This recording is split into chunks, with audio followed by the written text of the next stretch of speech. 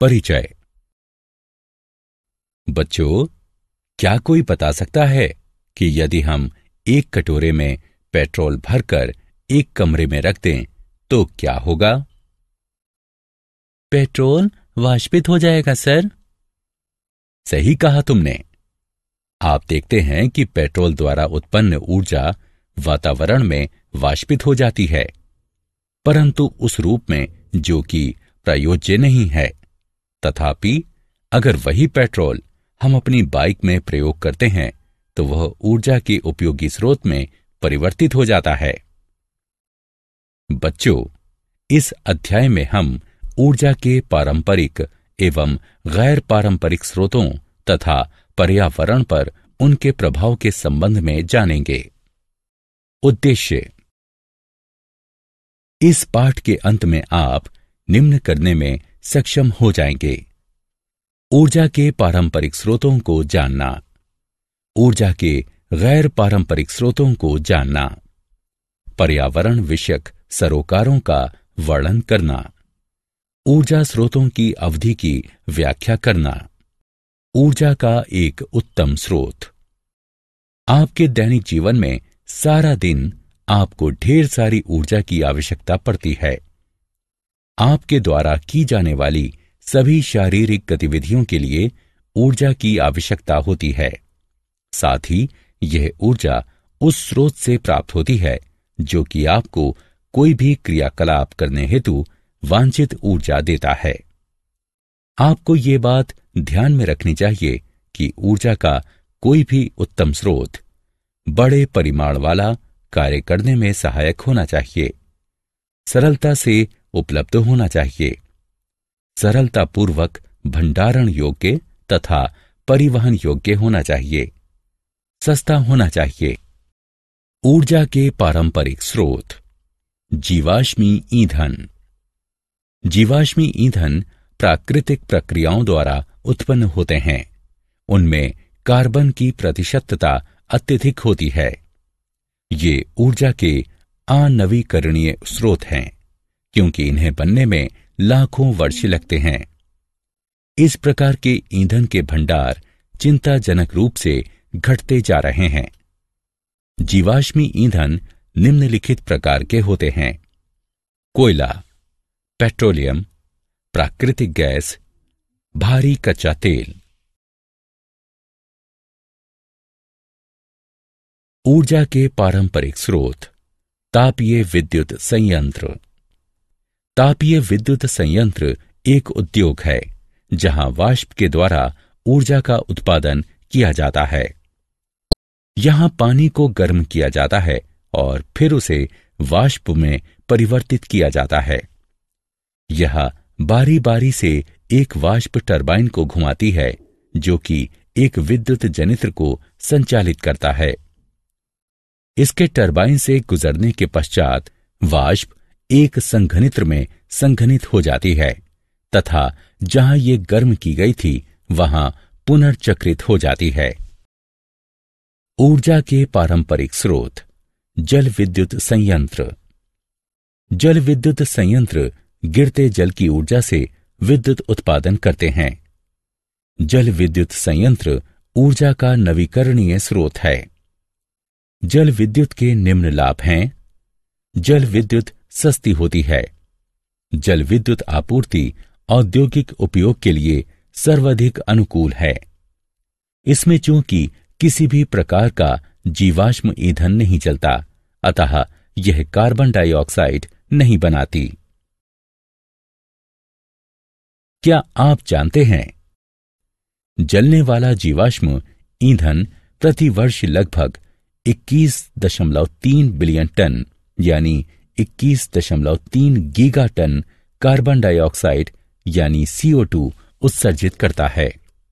प्राकृतिक प्रक्रियाएं इसकी केवल आधी मात्रा ही सोख पाती हैं। जैसा कि आप देख सकते हैं, वातावरणीय कार्बन में प्रतिवर्ष 10.65 बिलियन टन की वृद्धि हो जाती है। जैव मात्रा। बायोमास। जैव मात्रा यानी बायोमास ऊर्जा का नवीकरणीय स्रोत है तथा उस जैव सामग्री से उत्पन्न होता है जो कि जीवित अथवा कभी जीवित रहे जीवों से व्युत्पन्न हुई होती है। ऊर्जा के स्रोत के रूप में इसका प्रयोग या तो सीधे ही किया जाता है या दूसरे ऊर्जा उत्पादों जैसे जैव ईंधन आदि में परिवर्तित करके किया जाता है। उदाहरणार्थ वन अपशिष्ट जैसे मृत वृक्ष, शाखाएं, वृक्षों के ठूंठ, प्रांगण कतरने, लकड़ी की छिपटियां एवं शहरी ठोस अपशिष्ट आदि। जैव मात्रा यानी बायोमास में पादप एवं वे जंतु उत्पाद भी सम्मिलित हैं जिन्हें तंतुओं अथवा अन्य औद्योगिक रसायनों में परिवर्तित किया जा सकता है। पवन ऊर्जा।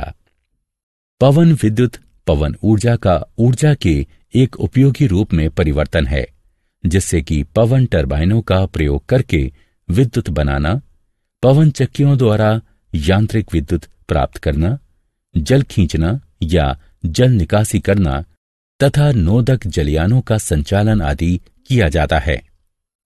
एक विशाल पवन ऊर्जा फार्म सैकड़ों एकल पवन टरबाइनों पर आधारित होता है, जो कि विद्युत शक्ति पारगमन संजाल से जुड़े होते हैं। समुद्रगामी पवन फार्म की अपेक्षा अधिक बारंबारता के साथ शक्तिशाली पवनों का प्रयोग करते हैं। भूपटल पर उनका दृश्य प्रभाव कम होता है, परंतु निर्माण लागत अपेक्षाकृत अधिक होती है। छोटी तटवर्ती पवन सुविधाएं अलग थलग स्थानों को विद्युत उपलब्ध कराती हैं और जनोपयोगी सुविधाएं देने वाली कंपनियां छोटे घरेलू पवन टरबाइनों द्वारा उत्पादित अतिरिक्त विद्युत की उत्तरोत्तर पुनर्खरीद करती हैं। क्या आप जानते हैं, सभी विशाल टरबाइनों में एक जैसा ही डिजाइन, एक क्षैतिज अक्ष पवन टरबाइन 3 ब्लेडों वाले प्रतिवात रोटर के साथ होता है, जो कि एक लंबे नलीदार टावर की चोटी पर एक नसेल से जुड़ा होता है। किसी पवन फार्म में एकल टरबाइनें एक मध्यम वोल्टीय विद्युत संग्रह प्रणाली एवं संचार तंत्र से परस्पर संबंध होती हैं। एक उपकेंद्र पर यह मध्यम वोल्टीय विद्युत धारा उच्च वोल्टीय विद्युत पारेषण प्रणाली से जुड़कर ट्रांसफार्मर की सहायता से वोल्टेज में वृद्धि कर लेती हैं। ऊर्जा के वैकल्पिक स्रोत। जैसे जैसे हम उन्नति करते गए, हमारी दैनिक जीवन की गतिविधियां भी परिवर्तित होती गईं। अब हमारा अधिकांश कार्य मशीनों द्वारा होता है। इस कारण हमें ऊर्जा के वैकल्पिक स्रोत ढूंढने की आवश्यकता पड़ती है, क्योंकि हमारे प्राकृतिक स्रोत हमारी मशीनों के लिए ऊर्जा उपलब्ध कराने के लिए पर्याप्त नहीं है। उदाहरणों में सम्मिलित हैं सौर ऊर्जा, समुद्र से प्राप्त ऊर्जा, भूतापीय ऊर्जा, आणविक ऊर्जा। सौर ऊर्जा। सौर ऊर्जा सूर्य के विकिरित प्रकाश एवं उसकी ऊष्मा से प्राप्त होती है। इसका उपयोग मनुष्य द्वारा विभिन्न प्रौद्योगिकियों हेतु प्राचीन काल से किया जाता रहा है। सौर ऊर्जा का प्रयोग विनिर्माण तथा नगरीय भवनों के लिए किया जाता है। हमारे दैनिक जीवन में सौर ऊर्जा का उपयोग पानी गर्म करने में भी किया जाता है, जिसमें सौर गर्म जल प्रणालियां पानी गर्म करने के लिए सूर्य के प्रकाश का प्रयोग करती हैं। निम्न भौगोलिक अक्षांशों में सौर हीटिंग प्रणालियां घरेलू इस्तेमाल के लिए 60 डिग्री सेल्सियस तक के तापमान पर गर्म पानी उपलब्ध कराती हैं। घरों में पानी गर्म करने के लिए आमतौर पर जिन सौर हीटरों का प्रयोग किया जाता है वे हैं शून्यीकृत नली संग्राहक एवं चमकीले समतल प्लेट संग्राहक। गैर चमकीले प्लास्टिक संग्राहक का प्रयोग साधारणतः स्विमिंग पूलों में किया जाता है। समुद्र से ऊर्जा यानी ज्वारीय ऊर्जा। ज्वारीय ऊर्जा जल विद्युत का एक रूप है, जो कि ज्वार की शक्ति को विद्युत में परिवर्तित करता है। यह ऊर्जा का एक नवीकरणीय स्रोत है। ज्वारीय ऊर्जा समुद्र की लहरों से प्राप्त की जाती है। ज्वारीय बल सामयिक विभिन्नता के साथ चंद्रमा के गुरुत्वीय खिंचाव के कारण उत्पन्न होता है। यह बल समुद्र में गति या विद्युत प्रवाह उत्पन्न करता है। सशक्त आकर्षण के कारण समुद्र में जल स्तर बढ़ जाता है। इससे समुद्र के मध्य में स्थित जल तटों की ओर बढ़ता है और ज्वार भाटा आ जाता है। ये एक सुनिश्चित घटना है जो कि धरती के इर्द गिर्द स्थित चंद्रमा की कक्षा के एक निश्चित पैटर्न के कारण घटती है। ज्वार से उत्पन्न ऊर्जा समुद्र के किसी संकरे मुखद्वार पर बांध बनाकर संचित की जाती है।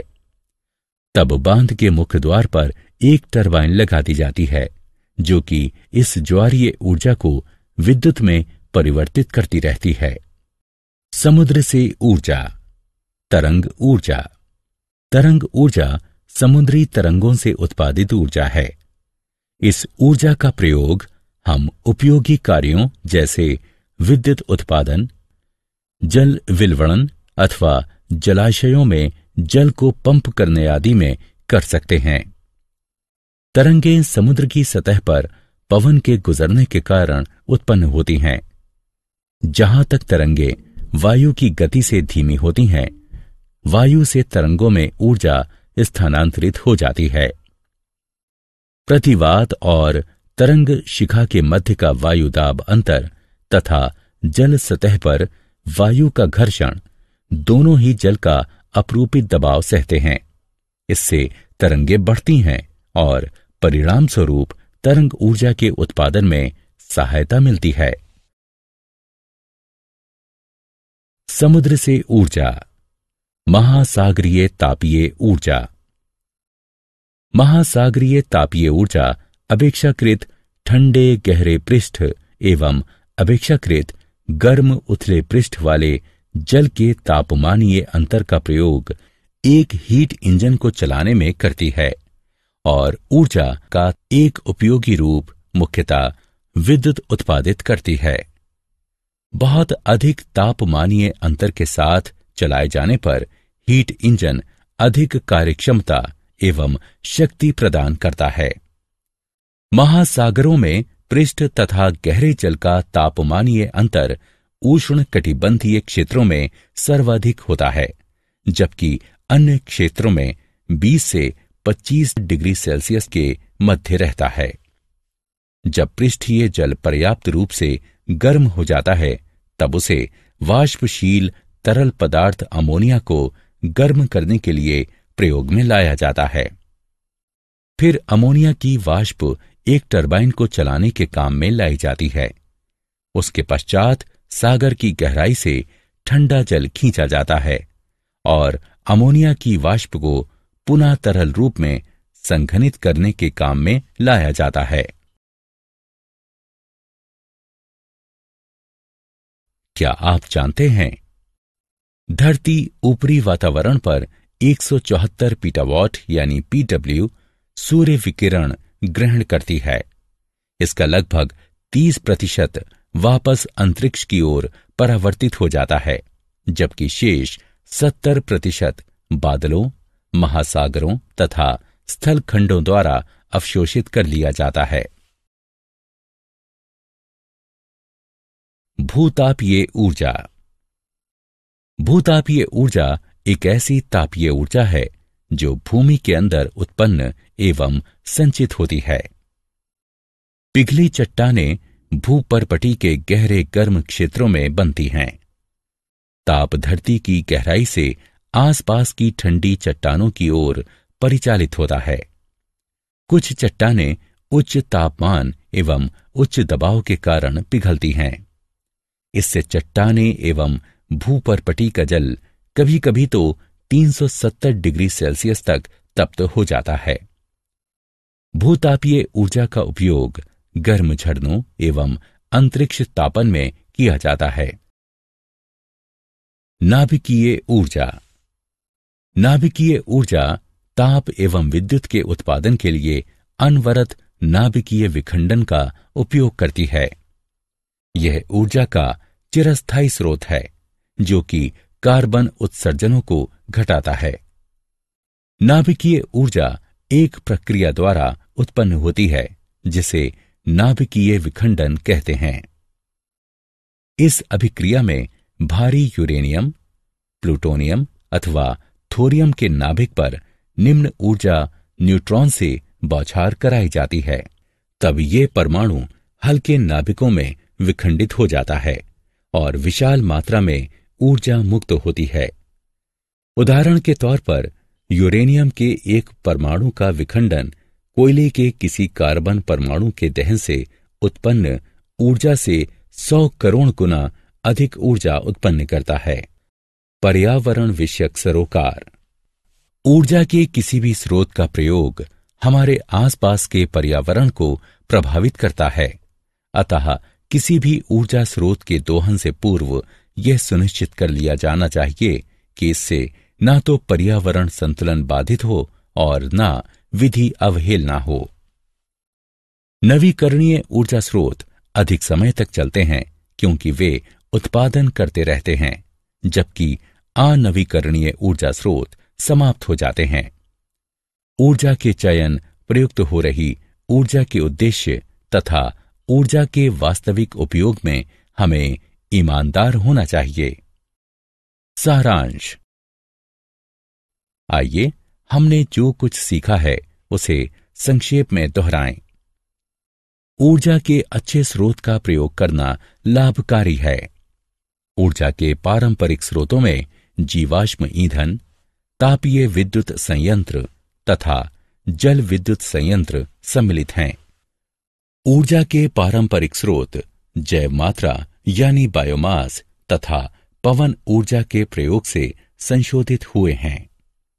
सौर ऊर्जा, समुद्रों से प्राप्त ऊर्जा, भूतापीय ऊर्जा एवं नाभिकीय ऊर्जा सभी ऊर्जा के वैकल्पिक स्रोत हैं। ऊर्जा के नवीकरणीय स्रोत अधिक समय तक बने रहते हैं।